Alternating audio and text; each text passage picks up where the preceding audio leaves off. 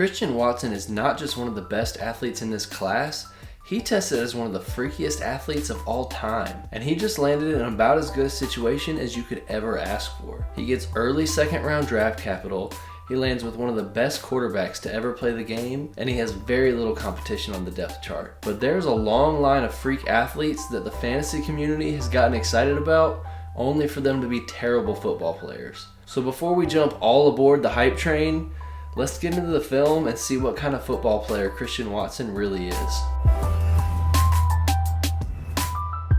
I mentioned Watson is a freak athlete. Standing at 6'4" and 208 pounds, he ran a blazing 4.36 40-yard dash and showed off his explosiveness with an elite 38.5-inch vertical jump. Not only is he fast in a straight line, he's remarkably fluid laterally for a man his size. This leads to 3 skills I see on tape that I feel fairly confident will translate to the next level. First, he's extremely dangerous with the ball in his hands. All that speed, acceleration, lateral agility, and strength make him a threat to take any and every catch to the house. I imagine that Green Bay is going to scheme up ways to get this guy the ball in space. They'd be foolish not to, and this is where I feel he's most ready to make an impact in the NFL on day one. Second, he's more than fast enough to blow the top off the defense. He was running against lesser competition in college, but make no mistake, he's going to be faster than NFL guys too. I'd be shocked if he and Rodgers don't connect on at least a few deep balls this season. It's pretty easy to imagine Rodgers buying time,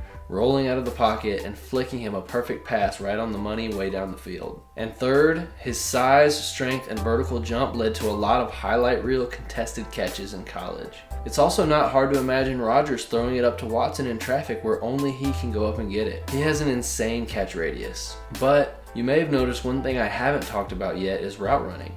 Kind of a big deal for a receiver, right? And I'll be honest, I'm not entirely sure what to think here. First off, playing at North Dakota State, there isn't much quality film to study. Second, the team was very run heavy, so it's a small sample size of routes to try and draw conclusions from. His route tree was pretty limited, mostly running go routes with the occasional curl or dig mixed in, and then a lot of gadgety stuff at the line of scrimmage, designed to get him the ball in space. In that limited sample though, he flashed some impressive technique. When running those comeback and dig routes, he did a good job of sinking his hips, chopping his feet, and creating separation. But there were some rounded routes too, and in general I'd characterize him as extremely raw in this department. It goes without saying, but if he can develop in this area and be a consistent separator at the next level with his athleticism, the upside is tremendous. There's one play in particular where he puts it all together and it's breathtaking. He threatens the DB with his deep speed, then sinks his hips and comes back to the ball, creating multiple yards of separation. Then he catches it in space with room to work, and his after the catch ability takes over, leading to a huge gain.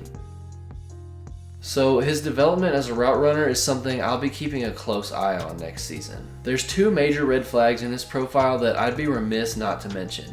First, the drops. Concentration drops are all over his film, and he likes to clap his hands when he's trying to catch. His career drop rate of 12.7% is significantly worse than anyone else you're considering drafting in the first round of rookie drafts. And I can tell you right now, Aaron Rodgers is going to hate it. How many drops on a key third down before Rodgers stops looking his way? Or worse, he's benched. The second red flag is Watson's lack of college production. Being a late declare from a group of 5 school is already less than ideal. And on top of that, he never had more than 800 receiving yards or 7 receiving touchdowns in a single season. We can talk about run-heavy offense and poor quarterback play, and it's true he did have some rushing production on top of those receiving numbers, but the truth of the matter is that you want someone at a G5 school to absolutely dominate that level of competition if they're gonna be successful in the NFL. And he just didn't. So, is Christian Watson Rodgers' new best friend or new worst enemy? I have a hard time answering this question, so let me know what you think down in the comments. After being spoiled by Davante Adams for many years, I can easily see Rodgers getting frustrated with this raw athlete who needs a lot of work to develop into a true wide receiver. But at the same time, I can see them connecting for a lot of big plays this year. I have a feeling that figuring out which week to start Watson will be a frustrating roller coaster, and he'll be a lot better in best ball leagues. Overall though, I feel a good bit better about him than Pickens, and a good bit more nervous about him than anybody else that you would consider in the first round. Like Pickens, I'd consider him around 111 or 112, but but I'd be happy to flip the pick for a 23 first or a vet I like if I'm on the clock and someone else falls in love. For more rookie breakdowns, check out this playlist right here, and I'll see you there.